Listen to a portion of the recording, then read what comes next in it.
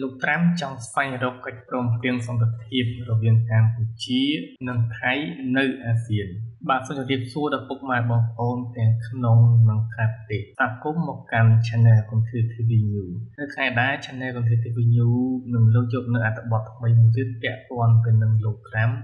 ចង់ស្វែងរកកិច្ចព្រមព្រៀងសន្តិភាពរវាងកម្ពុជានិងថៃនៅអាស៊ានដូច្នេះសូមពុកម៉ែបងប្អូនមកតាមដានស្ដាប់ជាមួយយើងខ្ញុំដូចតទៅ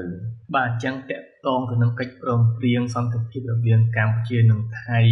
នៅអាស៊ានហ្នឹងគឺលោកធានប៊ីត្រាំហ្នឹងគឺគាត់មានឆន្ទៈបាទមានឆន្ទៈនៅក្នុងការចូលរួមកិច្ចប្រជុំកំពូលអាស៊ានតែកិច្ចប្រជុំកំពូលអាស៊ានហ្នឹងគឺនៅចុងខែតុលាខាងមុខនឹងហើយបាទប៉ុន្តែលោកត្រាំគឺលោកបាន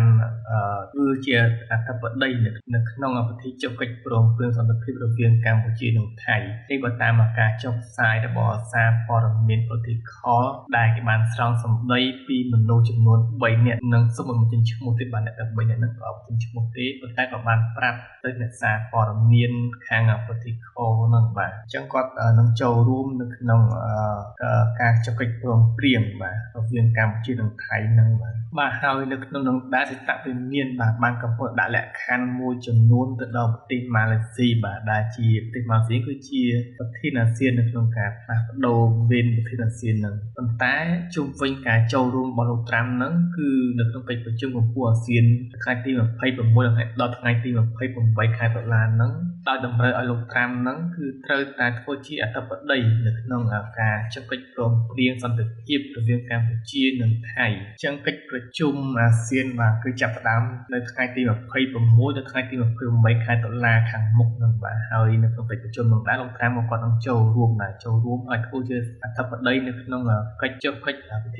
ព្រមព្រៀងសន្តិភាពរវាងកម្ពុជានិងថៃដែរបាទអញ្ចឹងនៅពេលនេះគឺខាងស្ថាប័នគេបានស្នើទៅឲ្យខាងប្រទេសម៉ាឡេស៊ីហ្នឹងគឺនៅក្នុងការរៀបចំកម្មវិធីហ្នឹងចុះកិច្ចព្រមព្រៀងរវាងសន្តិភាពរវាងថៃនិងកម្ពុជាហ្នឹងគឺដកចិនចេញពីកិច្ចព្រមព្រៀងហ្នឹងបាទដោយក្នុងនោះគេបានលើកហេតុផលមួយចំនួនថាចិនមិនបានចូលរួមចំណែកនៅក្នុងកិច្ចចរចាសន្តិភាពរវាងកម្ពុជានិងថៃទេបាទព្រោះថានៅពេលដែលកម្ពុជាយើងមានចំនួនជាមួយថៃហ្នឹងបាទថៃបានរករឿងមកដល់កម្ពុជាមុនហ្នឹងព្រោះថាអាមេរិកបានចរចាកិច្ចព្រមព្រៀងសន្តិភាពនេះចឹងហើយទើបសេតវិមានគេស្នើឲ្យខាងប្រទេសម៉ាឡេស៊ីហ្នឹងគឺដកចិនចេញពីកិច្ចព្រមព្រៀងហ្នឹងបាទហើយនៅពេលនេះដែរខាងមន្ត្រីម្នាក់ទៀតបានអះអាងថាកិច្ចចរចានៅតែបន្តប៉ុន្តែរដ្ឋាភិបាលម៉ាឡេស៊ីនៅពេលនេះគឺកំពុងតែស្ថិតនៅក្នុងភាពលំបាកបាទហើយស្ថិតនៅក្នុងភាពលំបាកដោយសារតែលោកត្រាំហ្នឹងគឺទាមទារដកចិនចេញពីកិច្ចព្រមព្រៀងហ្នឹងព្រោះថាការទាមទាររបស់លោកត្រាំហ្នឹងអាចធ្វើរដ្ឋាភិបាលទីក្រុងប៉េកាំងនឹងដែលជាដៃគូរបស់ពាណិជ្ជកម្មដ៏សំខាន់របស់ក្រុងតូក្យូនឹងបាទគឺមិនសមាជិកទេអញ្ចឹងហើយនៅពេលនេះម៉ាឡេស៊ីពិបាកនៅក្នុងការសមាជិកណាព្រោះថាបើមានលោកត្រាំគឺខាងត្រូវឲ្យដកចិនហើយចិនហ្នឹងក៏ជាដៃគូពាណិជ្ជកម្មដ៏ធំមួយរបស់ប្រទេសម៉ាឡេស៊ីដែរបាទហើយកិច្ចប្រជុំកំពូលអាស៊ានហ្នឹងគឺចាប់ផ្ដើមថ្ងៃទី26ដល់ថ្ងៃទី28យើងនឹងហើយបាទថ្ងៃនេះគឺថ្ងៃទី23ហើយអញ្ចឹងនៅសល់តែប្រហែលថ្ងៃ4-5ថ្ងៃទៀតគឺនឹងចាប់ផ្ដើមហើយបាទអញ្ចឹងនៅពេលនេះម៉ាឡេស៊ីកំពុងតែ